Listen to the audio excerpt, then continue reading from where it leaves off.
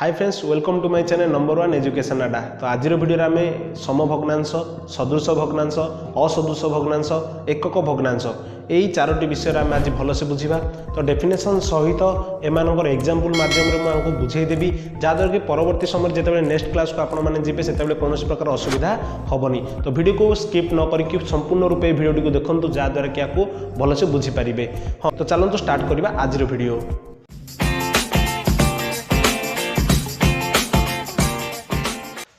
तो देखिए समभग्नांश क्या कहुए। समभग्नांश क्या कहुए ना गोटे भग्न संख्या देइथिबो सेही भग्न संख्यार उभय लब और हर को जदि एक निर्दिष्ट संख्या द्वारा गुणन बा हरण करिवो, अर्थात तुम जदि सही संख्याटी को गोटे निर्दिष्ट संख्या मीन्स 3, तो 3 द्वारा लब को गुणिब, 3 द्वारा हर को गुणिब।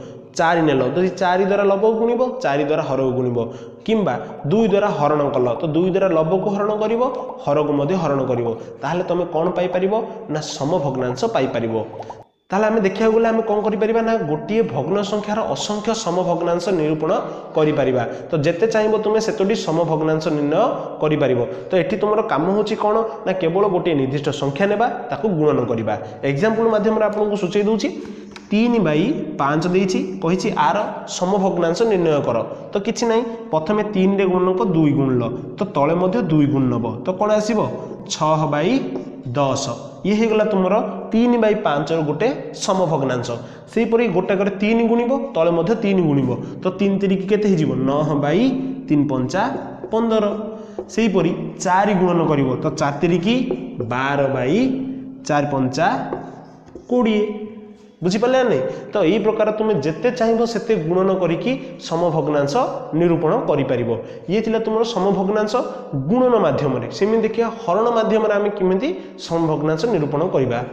तो ये 6/9 आम समभग्नांश निरूपण करवा का द्वारा ना भाग क्रिया द्वारा। तो आम जानते 6 और 9 के अच्छी ना 3 रे अच्छी। तो उभय को जदि मु 3 द्वारा भाग करी ताहले कौन आसीबो ना 3 दुगुणे 6, 3 तिरिकी 9, अर्थात 2/3 हूँ 6/9 गोटे कौन ना समभग्नांश।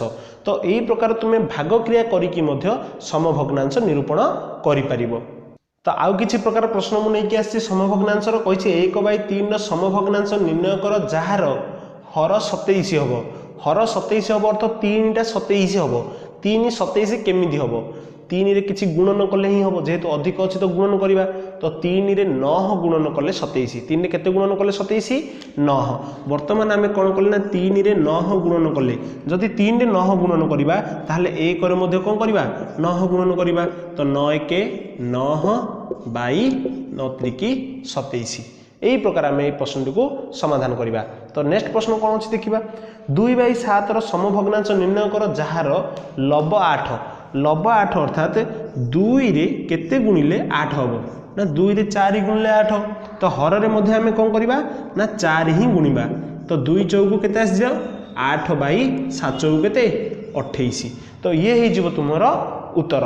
तो यही प्रकार प्रश्न मध्य तुमको आसीबो। तो यही प्रश्न मानको मध्य आमे सॉल्व करिवार उपाय जानिथिबा दरकार। तो आशा करछि एटा तुम बुझी पारथिबो। वर्तमान जीवा सदृश भग्नांश ऊपर को। तो सदृश और असदृश भग्नांश दुहे दुहिंकर अपोजिट, अर्थात जन को जो तुम जानी दौच अन्य जनटी सहजरे मन रही जीवो। तो सदृश भग्नांश क्या कहा जाए ना सदृश भग्नांश जो भग्नांशर हर समान, अर्थात जो भग्नांश मानकर हर समान थाए से सदृश भग्नांश कहा जाए। हाँ, पूर्व क्लास आम पढ़ी एमानंकु जे समहर विशिष्ट भग्नांश। तो समहर विशिष्ट भग्नांश मानक सदृश भग्नांश कहा जाए। दुईटी डेफिनेशन हो गला।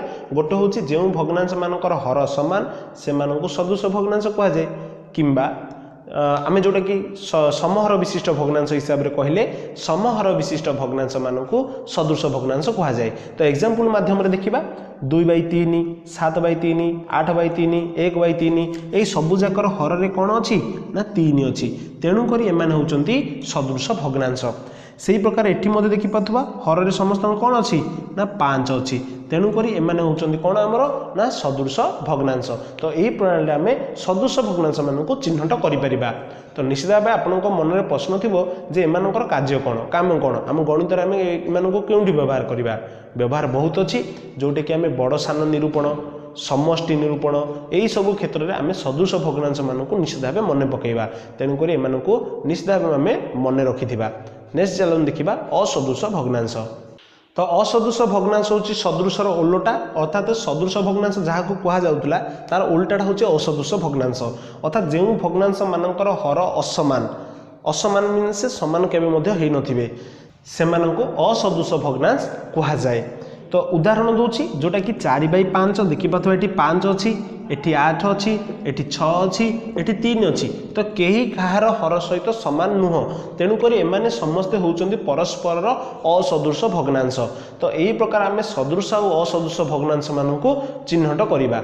हाँ असदृश भग्नांशर व्यवहार कौन अच्छी ना या आमर जोग वियोग ही काम आसो तो आपको आम मन रखी।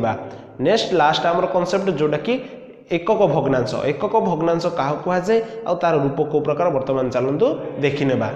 तो एकक भग्नांश क्या कहुए ना जो भग्नांशर लब एक अर्थात लब जदि एक होगा एकक भग्नांश।